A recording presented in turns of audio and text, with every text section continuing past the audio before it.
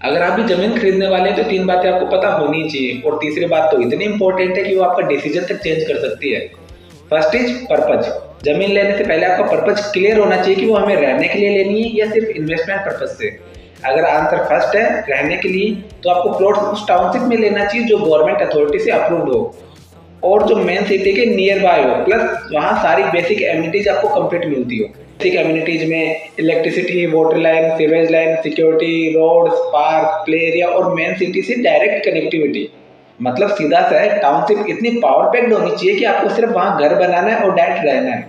और सेकंड, अगर आपका गोल है इन्वेस्टमेंट, तो आपको जमीन मेन सिटी से थोड़ा दूर लेनी चाहिए, क्योंकि इन्वेस्टमेंट का सीधा मतलब ही है कि अगर आज मैं यहाँ पैसा इन्वेस्ट कर रहा हूँ तो इन फ्यूचर मुझे बेटर रिजल्ट मिलेगा। मेन सिटी में भी प्राइस बहुत हाइक्ड है, वहाँ ज़्यादा पैसे में कम ज़मीन मिलेगी, लेकिन अगर हम थोड़ा दूर लें, वहाँ रेट्स कम है, तो वहाँ कम पैसे में हम ज़्यादा ज़मीन ले सकते हैं, जो हमें इन फ्यूचर ज़्यादा रिटर्न देके जाएगी।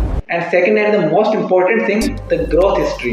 आपको जगह कहाँ लेनी चाहिए किसी की बातों में आके नहीं, उसके लिए उस सिटी या जगह की ग्रोथ चार्ट देखो।